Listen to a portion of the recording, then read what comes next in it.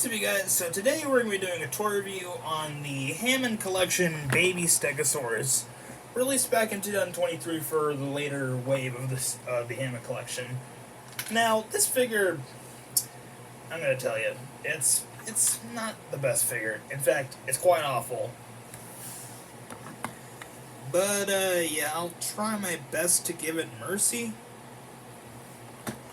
But, yeah, overall, this figure is just... I mean, it's definitely not the worst figure out there. I mean, it was the worst for its time. That title is now distinctly held by the Hammond Collection Stegosaurus, although it's currently being titled the Troodon. But, yeah, this figure is pretty bad, and for whatever reason, it's kind of hard to find this thing now. I'm not sure how much it goes for online, but if I can remember correctly, there's been some that have been going for like $50 or $70. I don't know. The Hammond Collection market is just weird whenever these figures get discontinued. But yeah, I do appreciate the double jointed tail. Although I had a pretty hard time with this figure. Like, come on. Ooh. As you can see, the ball joint here is looking like really scuffed up.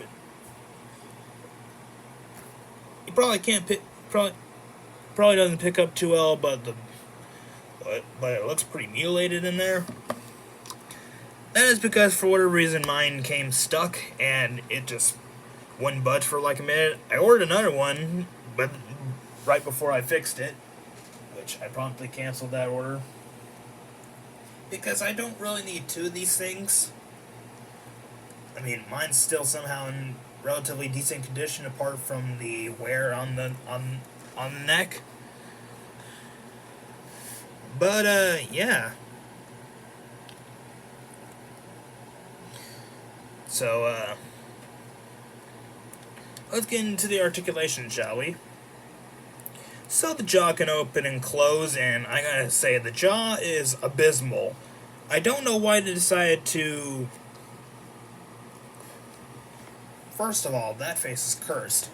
And second of all, I really don't understand why they decided to give it, like, pink cheeks rather than just, like, leave it the same color as its skin. But, who knows, honestly.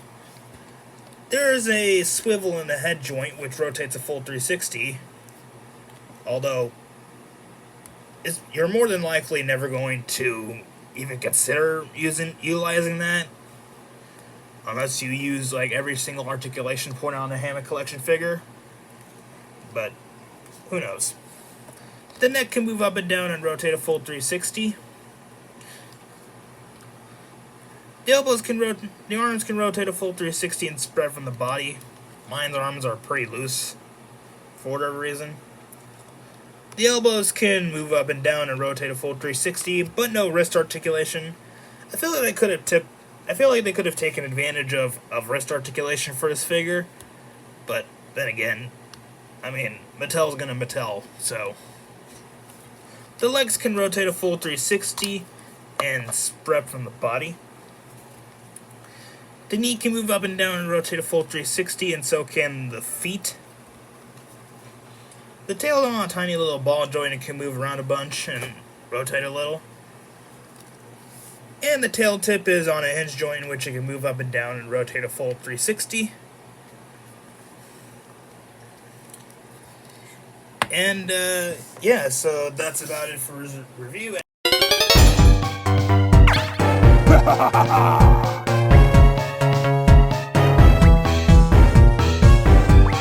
Are we seriously doing a critical frenzy for these figures? Okay, fine, I guess we'll do it. Now, I definitely feel like that the image of the Stegosaurus presented here looks a little bit terrifying, especially the face. I don't know why, don't ask, but overall, they got this figure relatively spot on. But of course, there's some problems, like,